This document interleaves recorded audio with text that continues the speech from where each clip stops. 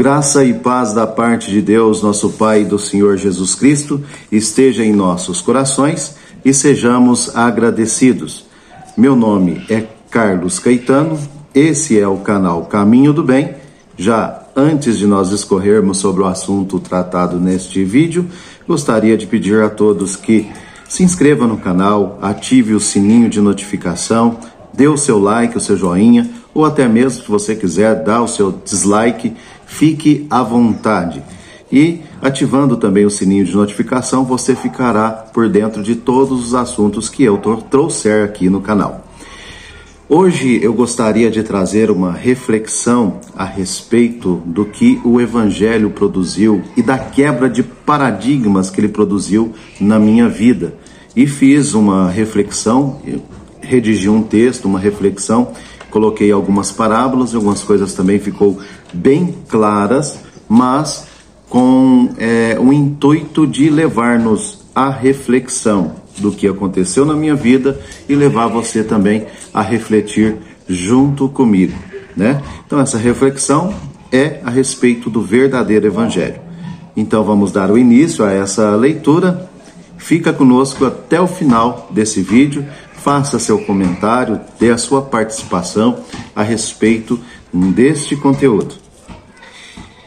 Outrora, acreditava ser capaz de mensurar a minha própria força e condição, porque na ignorância da minha mente e coração, acreditava que de alguma forma as minhas ações em busca do objetivo da salvação seriam uma justificativa para a minha entrada nas moradas celestiais. De certa forma, acreditava que a confiança nos meus feitos em busca do reconhecimento de Deus era validada por ele para ter algum direito especial da sua parte. Pensava eu que o limite para alcançar a estatura de varão perfeito era aqui nesse plano físico e que se alcançasse tal condição no corpo e alma, não poderia passar mais um dia sequer nessa terra após tal concretização. Acreditava muito em acúmulo de crédito para, de certa forma, justificar o direito de receber algum benefício. Acreditava na promessa de exaltação para que tão somente os supostos inimigos aplaudissem de pé a minha vitória.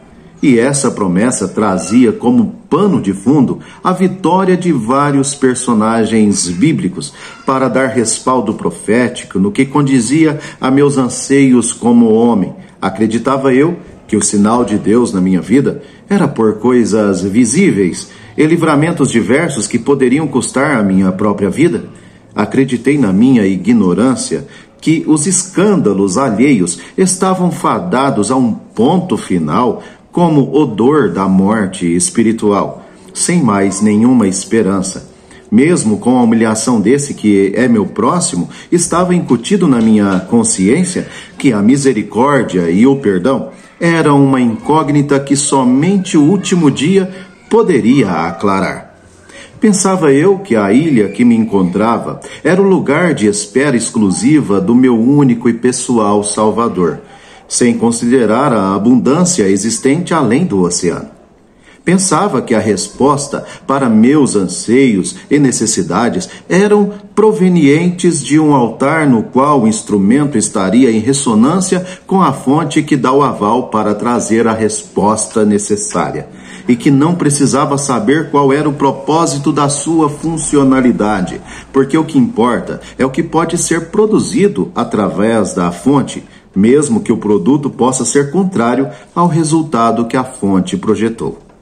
Mas, agora, uma luz brilhou, afastando a densidade da escuridão que me tomava, me fazendo pensar até mesmo na conversão de Saulo a caminho de Damasco, pois este tinha um véu no seu rosto, à luz do antigo pacto, e nesse caminho ele encontrou o antídoto da sua ignorância.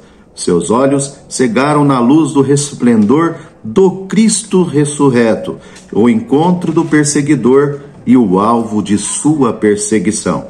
Este, então, se tornou a missão daquele que leva as boas novas a um povo que não merecia. Aprendeu, então, a fundo o favor que é impossível ser retribuído com mérito de igual valor, por advir de um plano de justiça longe do raciocínio humano.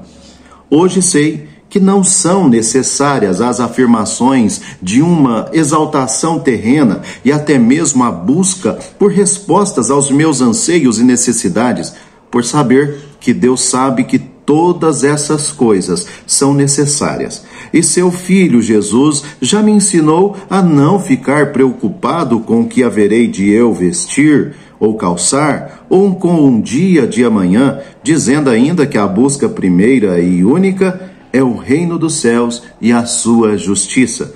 O restante do que preciso será acrescentado por uma questão que não é sobre mim, mas é e sempre foi sobre ele, o autor de nossa salvação. Posso dizer que sou salvo? Sim, pois, quer por palavras ou por obras, e a minha fé firmada em Jesus Cristo, sou mais do que vencedor e sei que não há condenação para os que estão nele. Sabendo ainda que pela graça e por intermédio da fé é que serei salvo, não pelas obras, para que não me glorie, e daí sei que a glória do homem deve ser reduzida e a glória de Deus deve ser sempre exaltada. Pois o dever de todo homem é glorificar a Deus, como bem explicitado na Escritura. É através da fé que o aspecto da minha vontade produzirá boas obras, e as obras, sendo fruto, serei conhecido como cristão, ou não.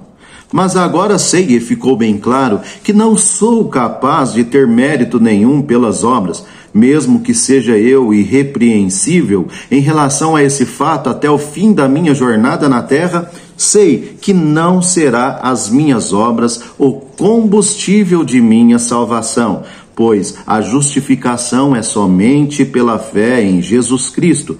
Essa justificação significa crer na justiça de Deus, colocando as custas do meu pecado na conta do Filho, fazendo com que ele morra em meu lugar.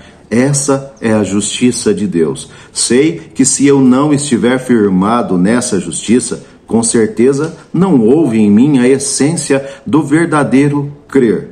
Mas sei que é por mérito de Cristo que eu vivo, e por ele e dele são todas as coisas. Conheço agora que a civilização da ilha não é exclusiva no plano de salvação de Deus e que não devo pedir perdão a essa civilização por me relacionar com outra civilização fora da ilha, que creem no mesmo plano de salvação, se é que posso dizer isso da ilha em questão. Agora é bem claro que a fonte de inspiração e resposta para todos os anseios e propósitos de Deus para os humanos estão nas Escrituras, de onde vem a consolação e esperança dos fiéis em Cristo. Ele, numa oração sublime, evidenciou que essa fonte tem o poder de santificar os fiéis e que essa fonte é a verdade. Além do mais, deixou explicitado que é o poder de Deus na vida de todo aquele que crer. Através dessa fonte, conhecemos a verdade.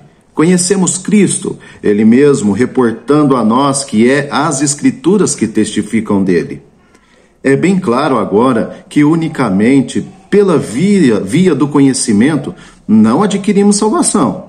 Mas é começando por essa via que há no homem o crer pelo ouvir dessa fonte maravilhosa. Conhecimento esse que destacamos com ênfase. Conhecereis a verdade, e a verdade vos libertará. Não disse Cristo? É evidente para mim agora que nenhum subterfúgio, regras humanas, dogmas, uso ou costumes podem me retirar do plano de salvação por meio de Cristo, pois se tais regras, dogmas, uso ou costumes forem somados com a fé em Cristo para produzir a salvação, logo, quem acredita assim está colocando outro fundamento em Cristo. Bem disse o apóstolo Pedro que uma verdadeira figura salva, o batismo, porém não do despojamento da imundícia da carne, mas da indagação de uma boa consciência para com Deus. Pela ressurreição de Jesus Cristo, fica evidente que a água é um símbolo de purificação, e a consciência é que conta no fator do crer e de fazer nossa confissão de fé diante dos homens e a Deus. Isso explica a salvação do ladrão na cruz, o qual fez uma boa indagação pela sua consciência para com Deus, e ali mesmo na cruz, o sacrifício de Cristo o salvou da condenação.